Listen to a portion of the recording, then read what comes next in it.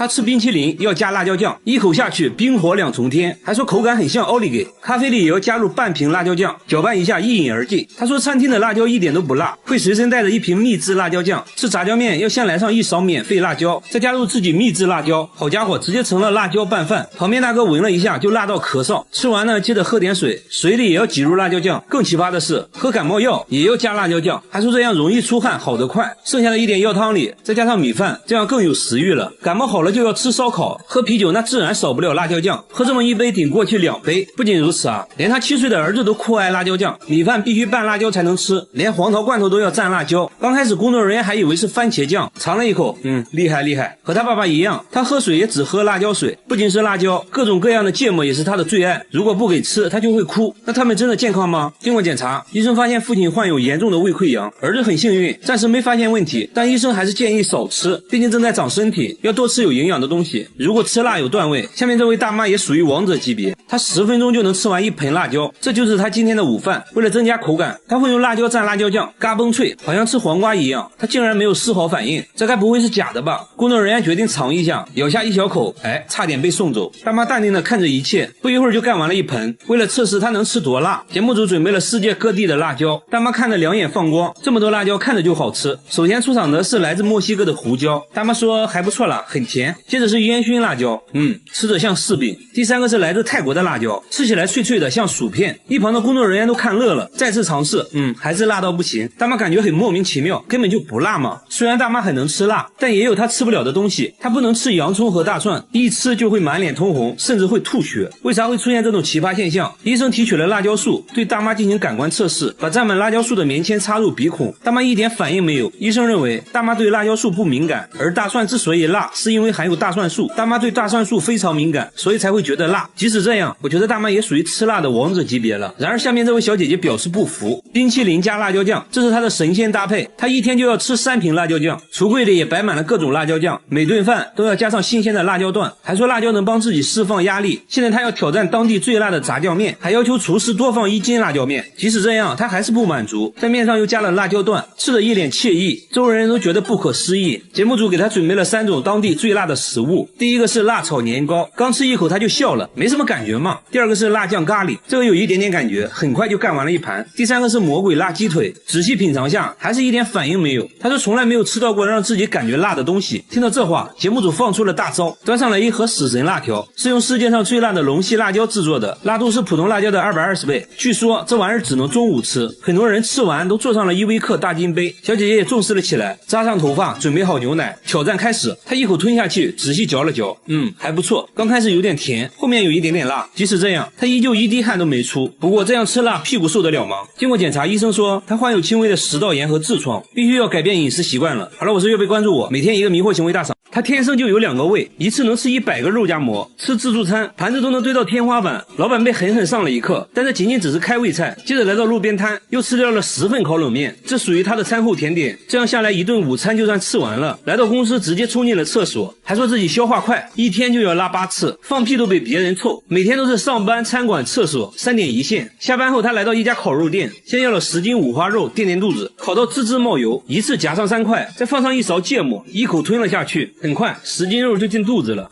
现在感觉有6分饱了。回家又做了1份辣酱拌饭，还加了1管芥末，说自己完全感觉不到辣。之所以这么能吃呢，是因为自己天生有2个胃。工作人员肯定不信啊，带他来到医院，医生也不信，从来没听说过有2个胃的人。接着给他做了胃镜检查，医生的表情逐渐严肃起来，看起来好像真的有2个胃。接着又推他照 CT， 观察他的消化过程。当他吃下东西，胃部很快凸出来一大块。医生说其实他没有2个胃，只是他长期暴饮暴食，胃被撑大了1倍而已。为了健康必须要控制饮食，小哥也表示会慢慢改变饮食习惯。最后他还做起了美食博主，给大家传递健康的饮食理念。和他一样，下面这个小哥从小就与众不同，他背上长了一颗巨大的黑痣，从脖子一直延续到后背，上面长满了毛发，又粗又硬。工作人员摸了摸，非常扎手。小哥说刚开始只是一个小黑点，慢慢的就长成了一大片，甚至腿上也长了大大小小的黑痣，走到哪都是别人议论的焦点，围观群众都看懵了。但小哥很大方，还主动让人摸摸看，满足他们的好奇心。小哥认为自己是独一无二的，不会刻意把黑痣隐藏起来，别人的指指点点小哥并不在意。然而小时候却不是这样的，上学时一直遭到同学的嘲笑，都说他是怪胎，还给他起了很多外号，这让他很自卑。老师一直鼓励他，既然无法改变现状，首先自己就要接纳不完美的自己，让内心充满正能量，不要在意别人异样的眼光。从那之后，他会大方展示自己的与众不同。妈妈说之前家里穷啊，没钱给儿子看病，错过了最佳治疗时间。不过呢，节目组就是大气，直接带小哥来到大医院，医生检查了半天，说因为黑痣一直在生长，现在要先确定黑痣是否病变。接着一番全面检查，医生给出的结论是可以慢慢的逐步去除黑痣。听到这话，小哥对生活更加充满希望。我觉得小哥是很值得我们学习的，保持乐观的心态最重要。然而下面这家人更神奇，他全身没有骨头，把手按在凳子上，他可以围着凳子转圈，正常人手臂只能转200度左右，他却能转360度，还说一点都不疼。圆规画圆都不用倒手，一气呵成，洗碗也变得很方便，还上过节目，主持人都看懵了。然而他其他部位却非常僵硬，脚踝能转动的幅度很小，把腿绷直，双手也够不到地面。他觉得自己手臂没有关节，所以才能旋转360度。为了搞清楚怎么回事，节目组带他来医院做了全面检查。医生说他的肩关节和肘关节活动范围比正常人要大，骨头并没有什么问题，而且这种技能好像还遗传，他女儿也能360度转动啊！不仅如此，他弟弟也有过人之处，弟弟天生就有个长舌头，足足有10厘米，舌头轻轻松松可以舔到鼻子，如果借助外力的话，甚至能够碰到眼睛。和朋友一对比，比朋友的舌头长2倍，吃酸奶都比别人吃得干净，酸奶底部被舔得干干净净，狗见了都流泪。那为什么会有这么长的舌头？医生检查过后说，一方面是有遗传原因，另一方面经过他长期训练，舌头附近的肌肉很发达，能很好的控制舌头，经过测量足足有10厘米，好像已经打破了世界纪录，真是奇奇怪怪的一家人。好了，我是岳贝，关注我，每天一个迷惑行为大赏。他把风油精涂在眼睛上，一天就要用掉1瓶，边涂还边笑，说涂完神清气爽。大叔随身都带着2瓶，家里到处都是风油精，看电视的时候涂，开车的时候涂，半夜也要涂1次。最急的人是他老婆，怕他涂死了，而他自己却说自己根本离不开风油精。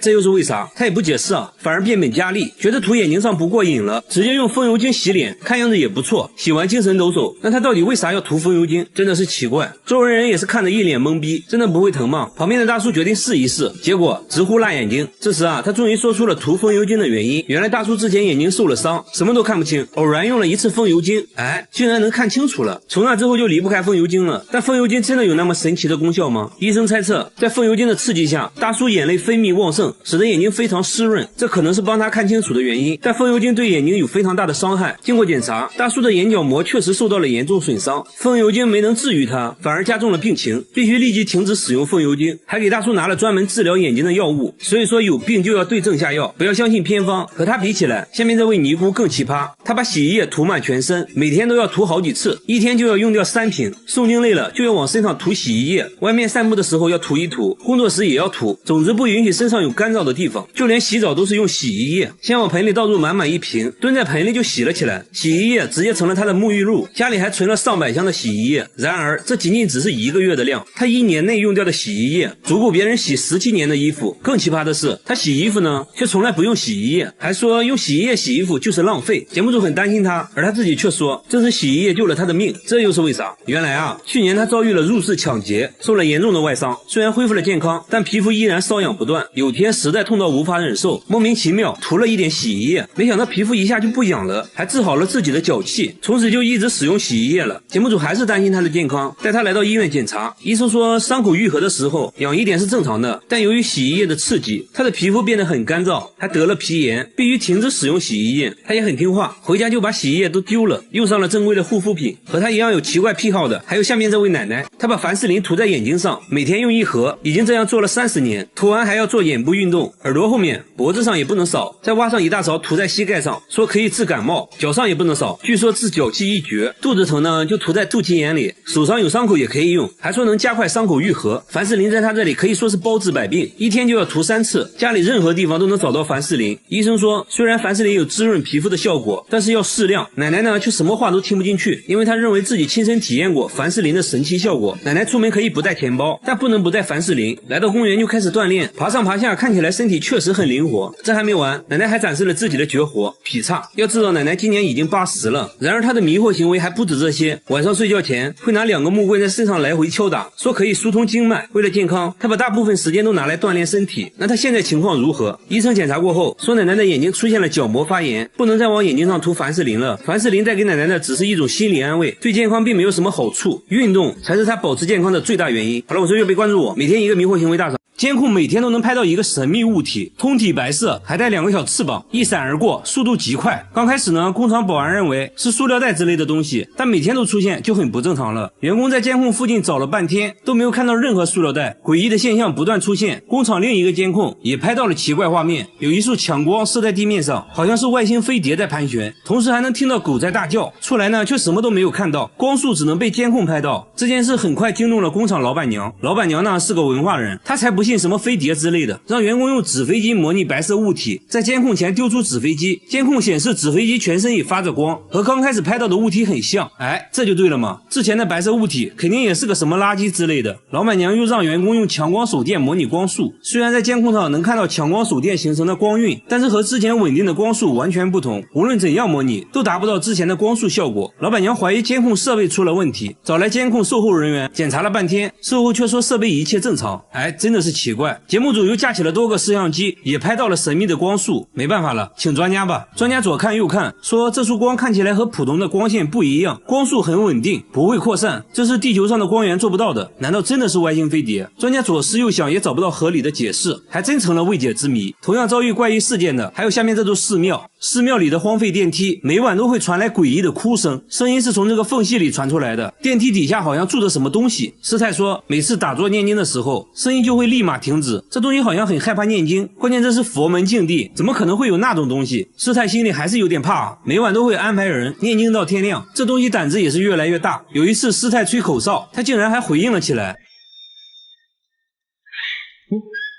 那会不会是小动物之类的？师太说下面全是水，不可能有动物能存活的。那这电梯下面到底是什么？节目组决定把相机伸到下面一探究竟，左看右看，除了一滩死水，里面啥都没有。接着又把相机伸到水下，还是一无所获。师太想吹口哨引起这东西的回应，这次未能如愿，里面还是静悄悄的，实在没办法了。节目组决定拆电梯，还把电梯里面的水都排空了。工作人员壮着胆子爬了下去，环顾四周没有看到任何生物。工作人员不放弃，继续翻找，突然一只树蛙跳了出来，难道声音就是他发出来的？专家再次听了下录音，哎，还真是树蛙的叫声。之所以声音和平时蛙叫有差别，是因为它们正处在发情期而已。解决了寺庙的问题，下边的玩具又出现了新问题。这个玩具频频传来怪声，只要静静的听，就能听到滴答滴答的声音。他有次还看到女儿半夜跟玩具对话，这把他吓了一跳。女儿却表示自己很喜欢这个玩具，真的是奇怪，一个实木玩具怎么可能会叫？有时候主人气不过，用力敲2下，它又会稍微消停一会儿。不过凡事要讲科学，节目组用话筒录下了这个怪声音，找到了声音分析专家，对录下来的声波进行了波长分析。专家说声波间隔不一样，很明显是一种有生命的东西，应该是某种生物移动时产生的声音。哎，真是见了鬼了。主人拿的玩具又找到了一位木工，木工研究了半天，说自己没有听过这种声音，这不像是木头能发出来的。所以床里真的有某种生物吗？主人做了个奇葩的决定，把玩具带到了医院，干嘛呢？上 CT 机。医生们也是第一次给床做 CT， 看了半天，终于看到了一点点奇怪的地方。这个木头边框里面有个3厘米的东西，经过反复实验观察，医生确定这就是一只3厘米长的虫子，而且还发现了虫子吃木头的痕迹。看到这个东西，夫妻是想哭又想笑，原来都是他在搞鬼。好了，我是岳飞，关注我，每天一个迷惑行为大赏。这一坨黑乎乎的东西就是用蚊子做成的肉饼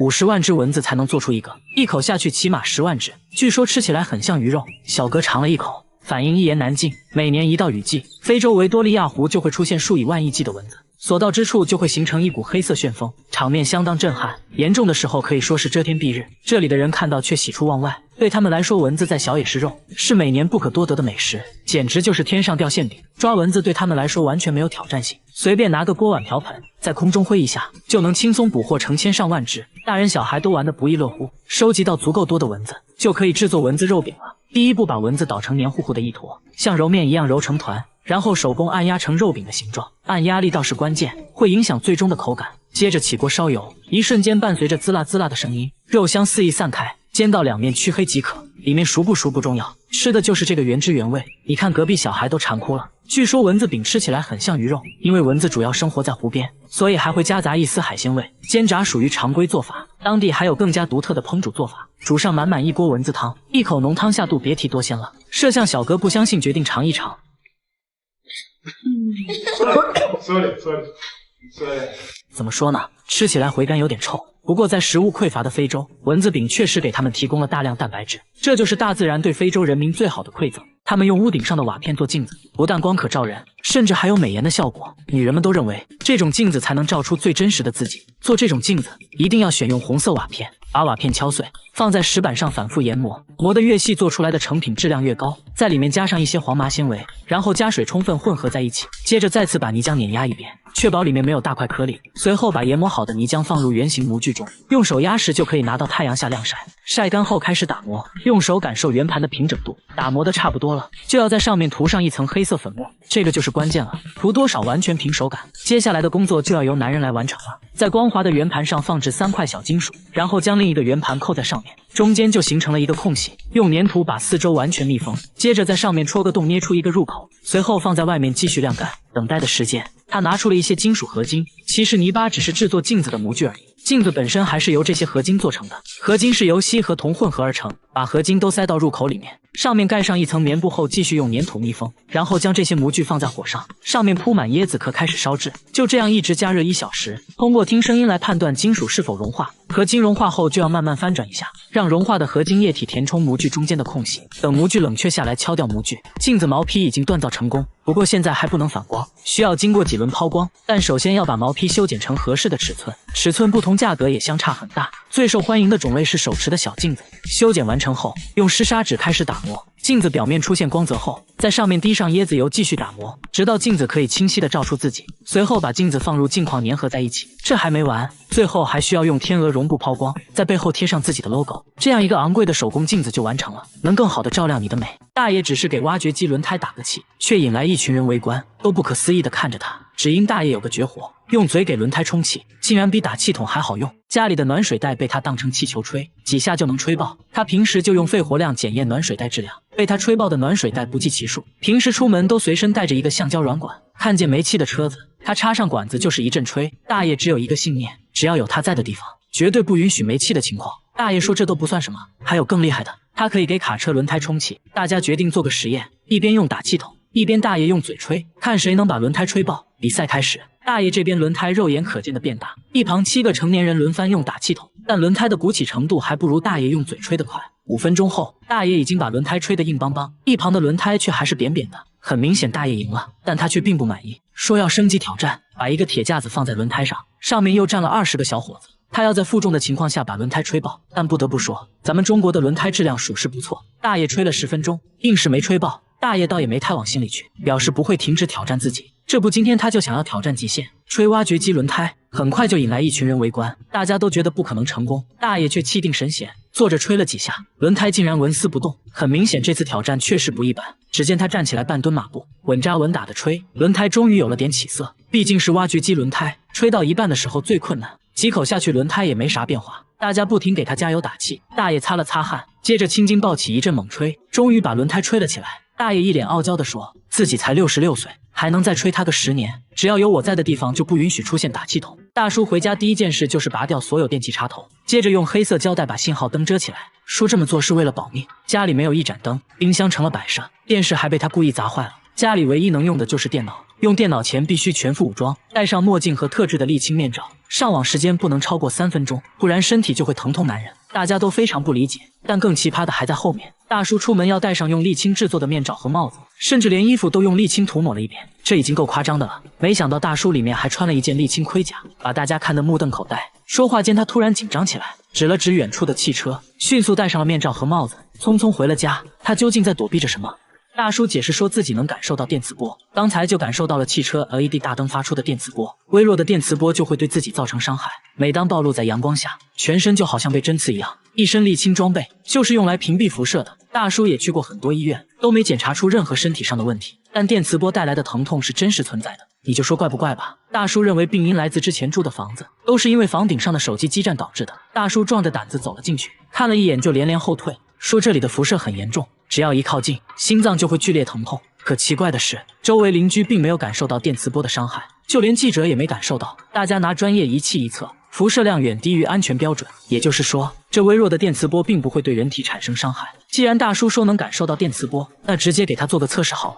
给大叔戴上眼罩和耳塞，让他根据自己的感觉判断电脑的开关机状态，一共做了7次实验，大叔猜错了5次，可以肯定他并不能感应到微弱的电磁波，所以大叔很有可能是心理问题。治疗心理问题第一步就是要勇敢面对。他鼓起勇气去找心理医生，沟通下来才知道，股票投资失败导致家庭破裂，这让他无法接受，继而形成了躯体化障碍，这是一种精神障碍。他们会坚信自己得了某种躯体疾病，不过呢，这些症状可以通过药物控制，但最终的解决方案还是要用爱来治愈。大姐每天洗澡必须穿着自制的铠甲，洗一半的时候就要站在马桶上，说这样做是为了保命。家里堆满了各种杂物，在家只能爬行，所有东西都用塑料袋包着，屋顶也蒙上了大片的塑料，边边角角还包上了锡纸。大家都非常不理解，跟她来到卧室，大姐终于放松下来，摘掉了帽子，这才发现帽子是用区别针做成的，看起来足足有几万个，戴起来非常重。大姐就这样戴着帽子生活了10年，她到底在躲避着什么呢？大家建议她脱掉铠甲生活，大姐显得非常担心，犹豫再三，决定脱下来试试。没过1分钟，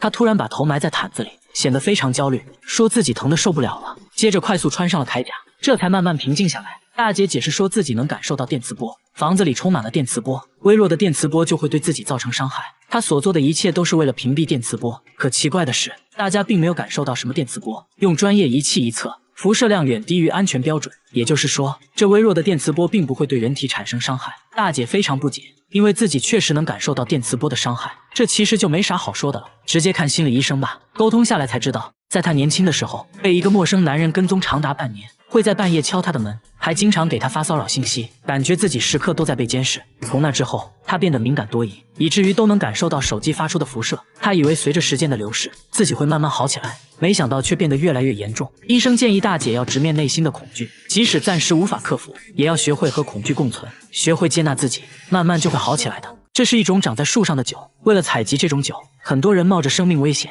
仅靠一根绳子穿梭在高大的树木之间。小哥浅尝几口，味道一言难尽。这种酒就是棕榈汁，采集用到的工具就是一把刀和一个装酒的容器，顺着用椰子壳绑定的节点，一点点往上爬。来到树冠后，将棕榈树花序头部切开，把罐子套在花序顶端，来回敲打几下，用来刺激汁液分泌。敲击手法和力度会影响流出汁液的多少。几个小时后就能收集到少量的棕榈汁。为了能快速收集到棕榈汁，他们不会爬上爬下，而是把棕榈树用绳子链接起来。采完一棵树，顺着绳子就来到了下一棵，要装满1桶棕榈汁。他们一次至少要采集10棵树，一天就要采集2次，把刚采集的棕榈汁经过过滤，等它自然发酵，放几小时就成了棕榈酒。闻起来有一种很淡的酒味，喝起来酸酸的，好处就是很利尿，因为棕榈汁含有糖分，所以也可以用来熬糖。把收集到的棕榈酒过滤一遍，在路边等着收酒的小贩上门。这种酒非常抢手，一手交钱一手交货，今天的付出得到了回报，这就是斯里兰卡菜酒人的生活。大叔每天来菜市场却从不买菜，商贩们却开心的不得了，因为大叔是来抓苍蝇的，他一巴掌就能抓到5只，抓过的苍蝇足足装了4大袋。菜市场的苍蝇见了他都吓尿了，只要他出手绝对不会落空，引得商贩连连喝彩。看着只是简单的挥挥手，有个商贩觉得自己也可以，结果1只都没抓到。工作时，一只不知好歹的蚊子飞到了大叔身边，大叔慢慢靠近，苍蝇察觉不对立马就跑，但是太晚了，大叔已经出手，没有1只苍蝇能活着逃出他的手掌心。大叔轻蔑一笑，表示这都不算啥。紧接着他表情严肃起来，眼神快速扫描，原来屋顶还趴着1只。大叔迅速丢出纸团，苍蝇瞬间成了肉泥。大叔对蚊子恨之入骨是有原因的，都是因为13年前的一件小事。当时正在和客户谈合作，没成想菜里竟然出现了1只死苍蝇，客户愤然离去，20万元的订单也随之丢了。仅仅因为一个苍蝇就损失了20万。大叔越想越气，发誓只要有他在的地方绝对不允许有苍蝇。从那以后，他开始训练自己的反应力，苦练抓银龙抓手，对着树练习7伤拳，手背都磨出了厚厚的老茧。就这样练就了100%空手抓苍蝇的绝技。1年时间内抓到的苍蝇装满了4大袋，还把苍蝇做成了标本，就是为了更好的研究它。正所谓知己知彼，百战百胜。现在大叔还开了一个昆虫消杀公司，只要别人一个电话，他就会带着员工上门抓苍蝇，一边用扑蝇器，一边大叔徒手抓。结果扑蝇器还没有大叔的效率高，不得不说大叔的技能真的很实用啊。他们把面粉均匀撒在厨房地板上，接着又偷偷安装了摄像机，本想找到在厨房搞破坏的罪魁祸首，结果却拍到了让人头皮发麻的一幕。起因是好好的橡胶手套，只要在这家餐厅后厨放1晚，就会被撕得粉碎。怕大家不信，下班前店主又摆上了几双新手套，锁上了唯一的大门。第二天一大早就看到店主和员工聚集在了门口。店主说自己一个人不敢进厨房，等人聚齐后才敢开门。真有这么夸张吗？大家一起来到后厨，记者也被震撼到了。好好的手套变得破败不堪，碎片散落一地，像是被腐蚀了一样。你要说有小动物的话，那它肯定会破坏食物，不可能没事去咬手套。你要说是有人故意破坏的，那也不太成立。橡胶手套根本扯不动，即使用剪刀剪过的痕迹太过规则，也做不出这种粉碎的效果。那到底是怎么造成的呢？大家越猜店主越慌，最后大家想出一个办法，把面粉均匀撒在地板上，边边角角也不放过，又安装了摄像机，不管是人是鬼，这次一定能找到这个罪魁祸首。第二天大家一起来到后厨，不出意外手套又被撕成了碎片，关键地上干干净净，一个脚印也没有。这下大家更慌了，难不成真有那东西？大家赶紧查看录像，发现手套在没有任何外力的情况下，自己慢慢开始分解腐化，整个过程显得很自然，画面说不出的诡异，大家不由得后背发凉，赶紧寻求专家帮助。专家认为这是一种化学反应，橡胶手套是被氧化剂破坏的，这种氧化剂应该就是臭氧。许多厨房都在使用臭氧对食物进行消毒，白天排风扇会把臭氧抽到室外，但晚上排风扇不工作，臭氧就聚集在了厨房，随着浓度升高，橡胶手套就被氧化，从而老化断裂。为此，专家还做了个实验，密闭空间内，当橡胶手套接触到臭氧后，很快就被氧化掉了。专家说，只需要晚上也保持通风，把臭氧排到室外，就可以防止类似的事情再次发生。店主乖乖照做，晚上也打开了排风扇，果然第二天手套真就完好无损，省流。氧化反应。他吃面包要提前准备2包纸巾，因为他一吃东西就会流泪，怕大家不信，他直接吃起了热狗，一口下肚，果然眼泪刷刷的下来了，就跟演戏一样，而且越好吃流的越多。吃米饭不会流泪，吃炸鸡就会流，这都成了一种指标。公司聚餐都会让他先吃，根据流泪情况判断食物是否美味。更奇葩的是，小哥吃东西只有左眼会流泪，而伤心想哭的时候就换成了右眼流泪，2只眼睛分工明确，你就说神不神奇吧。据他妈妈说，他从出生就这样，2只眼睛很少有同时流泪的情况，如果有的话，那就是一边在伤心一边在吃东西，2只眼睛就都会流泪了。反正医院也去了，都没发现什么问题，医生认为是属于神经类的问题。接着在他眼睛上贴了2张试纸，再让他吃下2块糖果，紧接着试纸就湿了。试纸显示他眼睛流出来的其实是口水。医生说这是一种叫做鳄鱼眼泪的疾病，是由于面神经麻痹，唾液神经和泪腺交织在了一起。确切的说，眼睛流出来的应该是口水，但对健康没太大影响，可以不用管它，只是有点恶心而已。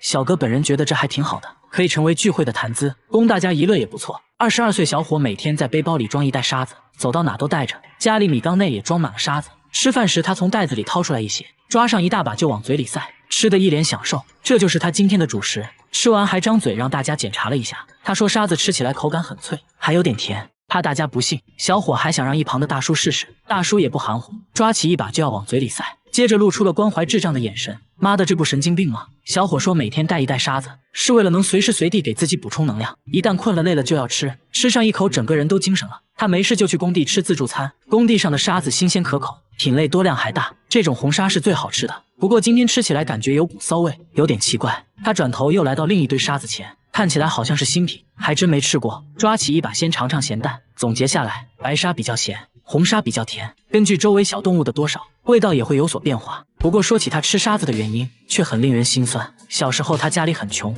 ，3天饿9顿的，饿得实在受不了了，就想着吃沙子来缓解。这一吃不要紧，意外打开了味觉新世界，就这样还吃上瘾了。大家千万不要模仿哦。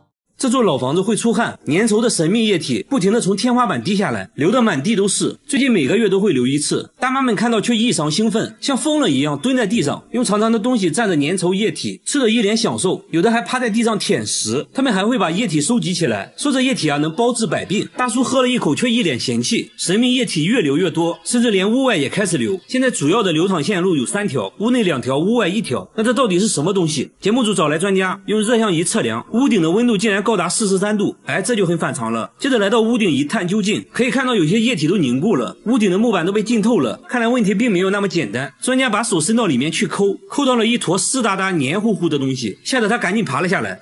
仔细一看，这不就是蜂巢吗？里面都是满满的蜂蜜，那为啥没有看到蜜蜂呢？蜜蜂去哪里了？专家说蜜蜂应该是去找新家了。由于最近大妈们在屋里上课，环境非常嘈杂，久而久之，蜂群不能安稳工作，最后不得已弃巢了。大妈们听到这个消息都很伤感，这么好吃的蜂蜜以后吃不到可咋办？刚解决完房子的问题，下面这家餐厅又发生了新的问题。深夜的餐厅里，14号桌的电铃一直响个不停，但14号桌并没有客人，而且桌子上也没有电铃。电铃半年前坏掉后就被店主丢了。诡异的现象已经持续了1年，最近还变得越来越离谱，从一天响1次变成了一天响无数次，甚至白天也会响铃。据店主回忆，半年前有个人经常来他家吃饭，就一直坐在14号桌。说，有一次和朋友发生了冲突，铃铛也是那次坏掉的，一直没有安装新的。从那次起，那人就没再来过。听说是出了车祸，也是从那时起，14号铃就开始一直响，连顾客都觉得不可思议。店主现在听了铃声就会起鸡皮疙瘩，难不成真的被什么东西缠上了？节目组找来电铃厂家售后，售后先检查了其他桌的电铃，都可以正常工作。售后说铃声系统没有任何问题，店主还是怕啊，又找来了电机方面的专家，把设备拆开，发现电路完整，没有断线的情况。专家研究了半天，也没有看出什么问题，但专家说出了一种假设，如果附近有使用同款电铃的商家，恰巧频率一样的话，别人家按响14号铃，可能会导致他家电铃也会跟着响。为了证实这个猜测，节目组走访了附近所有商家，终于找到了一个使用相同设备的商家，但这家并没有人按14号桌的电铃，他家还是响起了14号的铃声。没办法了，节目组又咨询了无线电方面的专家，专家说附近有几个大型的广播站，有可能是广播站干扰到了信号，但这也仅仅只是猜测。如果广播站有影响的话，这条街的店铺都应该出现这种现象才对啊，为什么偏偏只有他家受到了影响？诡异的铃声还在继续，直到最后专家也没能解开谜团。这边还没解决，下面这家餐厅又发生了怪事。来这家餐厅吃饭，要先吃一颗速效救心丸，不然很可能会被吓死，因为餐厅经常毫无征兆的发出爆炸声，刚刚还安静的餐厅突然就传来了爆炸声。